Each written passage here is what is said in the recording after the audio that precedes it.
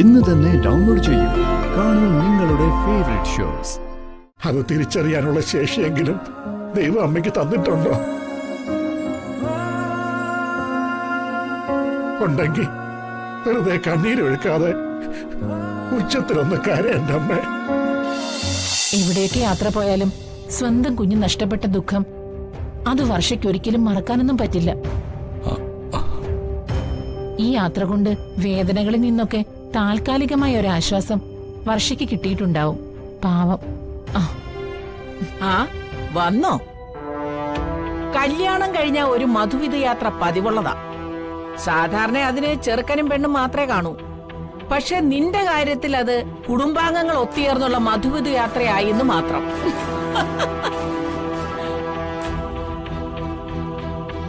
പിന്നെ സമൂഹ മധുവിധ യാത്രയൊക്കെ സുഖമായിരുന്നോ ജഗ? ആ ചോദ്യത്തിനും അപ്പച്ചി പ്രതീക്ഷിക്കുന്നത് തീരെ സുഖമുള്ള മറുപടി അല്ലെന്ന് എനിക്കറിയാം. അപ്പച്ചി ആഗ്രഹിക്കുന്ന പോലുള്ള ഒരു മറുപടി എനിക്ക് പറയാനുള്ളത്, യാത്രക്കിടയില് വർഷയെ കാണാതായി.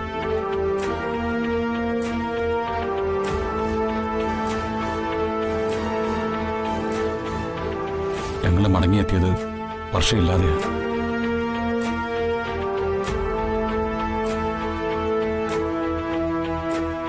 വർഷയില്ലാതെ മടങ്ങിയെത്തിയെന്നോ? വർഷയ്ക്ക് എന്താടാ സംഭവിച്ചേ? വർഷ കാല് വഴുതി ഒരു വലിയ കൊക്കയിലേക്ക് അങ്ങ് വീണു. മോനെ,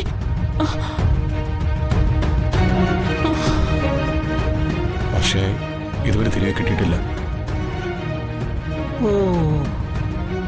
പക്ഷേ ജീവനോട് തിരിച്ചു കൊണ്ടുവരുന്നുള്ള വാശിയില് വിക്രം അവിടെ ക്യാമ്പ് ചെയ്യാ. ഞങ്ങൾ തിരിച്ചു പോന്നു.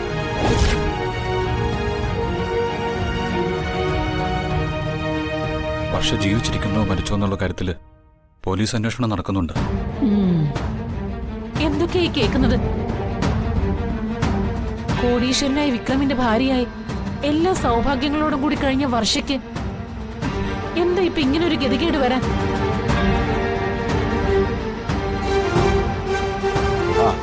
മോനെ, നീ എപ്പോ എത്തി? കേട്ടില്ലേടാ വിശേഷം? എന്ത്? വിനോദയാത്രയ്ക്ക് പോയ വർഷ കൊക്കയിൽ ചാടി ചത്തു മലച്ചൂന്ന്.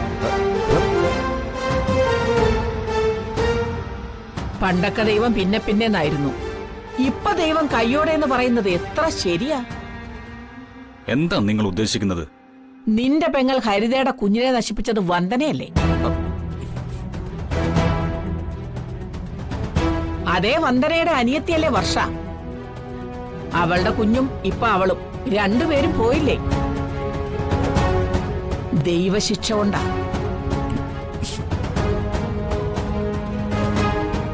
വർഷയെ സന്തോഷിപ്പിക്കാൻ വേണ്ടി എല്ലാവരും ചേർന്ന് ടൂർ കൊണ്ടുപോയതല്ലേ? അവളിപ്പോ അസ്ഥികൂട പരുവത്തിൽ നരകക്കുഴി കിടക്കുക.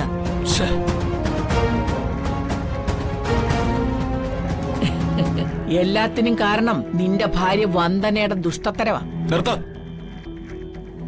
ഹരിതയുടെ കുഞ്ഞു പോയിട്ട് കാലം കുറെ ആയില്ലേ? അന്നൊന്നും അപ്പച്ചി നാട്ടിൽ വന്നിട്ടുമില്ല. പിന്നെ എങ്ങനെയാ ഹരിതയുടെ കുഞ്ഞിനെ ഇല്ലാതാക്കിയത് വന്ദനയാണെന്ന് അപ്പച്ചി ഉറപ്പിച്ച് പറയുന്നത്? സത്യം ബോധ്യമുള്ളവര് പറഞ്ഞു കേട്ട അറിവാ. പറഞ്ഞു കേട്ട അറിവ് വെച്ച് സത്യവുമായിട്ട് പുലബന്ധം പോലും ഇല്ലാത്ത കാര്യങ്ങളല്ലേ നിങ്ങൾ വിളിച്ചു കൂവുന്നത്? തെറ്റുകൾക്കൊക്കെ ദൈവം കൈയോടെ തിരിച്ചു കൊടുക്കുന്ന കാലമാണെന്ന് അപ്പച്ചിക്ക് അറിയാലോ. ഇങ്ങനെ നുണ വിളിച്ചു പറഞ്ഞാ ചിലപ്പോഴേ ആ നാവ് താണുപോകും. എന്താണ് നീ പറഞ്ഞത്? എന്റെ നാവ് താന്നു പോകുന്നു? കർണാര, എന്റെ പൊന്നു ചേച്ചി, എന്നെ വിളിക്കുന്ന നേരത്ത് ആ മോളിലിരിക്കുന്ന സാക്ഷാൽ കരുണാരനെ വിളിച്ചൊന്ന് പ്രാർത്ഥിക്ക്.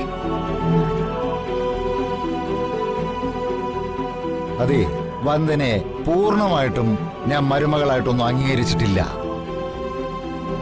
എന്നാലും ഹരിതയുടെ കുഞ്ഞിനെ കൊല്ലാനുള്ള മനക്കെട്ടിയൊന്നും അവൾക്കില്ല. അവളത് ചെയ്യില്ല. ഇതുപോലെയുള്ള തിരിച്ചറിവുകൾ തുറന്നു പറയാനുള്ള ചങ്കൂറ്റം ഉണ്ടാവണം. ഇല്ലെങ്കിലേ കുറുപ്പിരിക്കേണ്ട സ്ഥലത്ത് കുറുനരികൾ കയറിയിരിക്കും.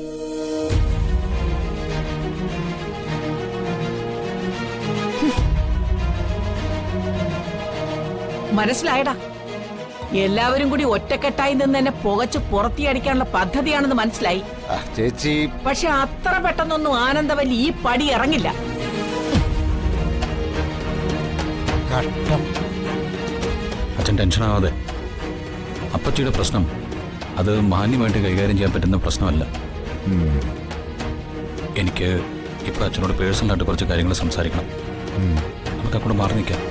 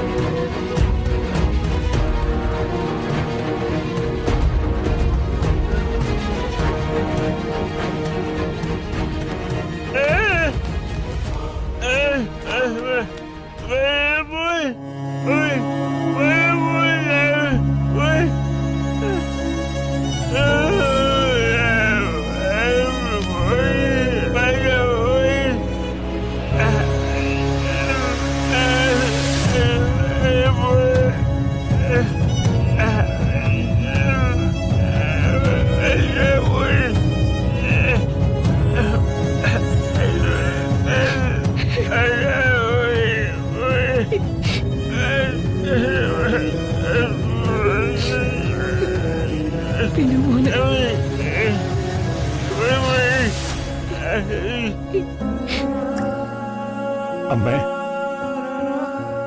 വിനു പറഞ്ഞത് വല്ലതും അമ്മയ്ക്ക് മനസ്സിലായോ?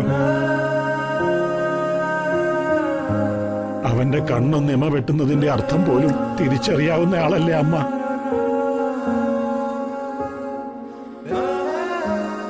നമ്മുടെ പൊന്നുമോള് വർഷമോള് നമ്മളെയൊക്കെ ഉപേക്ഷിച്ചു പോയെന്നാ അവൻ പറഞ്ഞത്.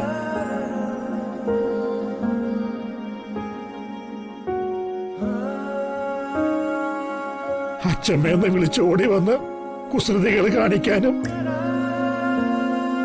അമ്മയെ ദേഷ്യം പിടിപ്പിച്ചും പൊട്ടിച്ചിരിപ്പിക്കാനും ഇനി വർഷമോള് വരില്ലെന്നാ അവൻ പറഞ്ഞത്.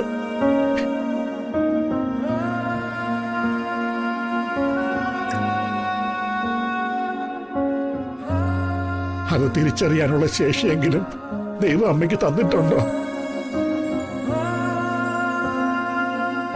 ഉണ്ടെങ്കിൽ വെറുതെ കണ്ണീരൊഴുക്കാതെ ഉച്ചത്തിലൊന്ന് കരയണ്ട അമ്മേ.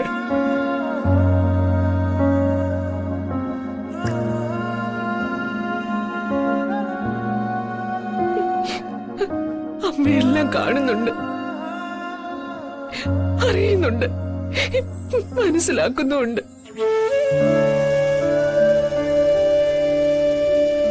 പക്ഷെ പറയാൻ നാവ് പൊങ്ങുന്നില്ല. മാനത്തെ കൊട്ടാരം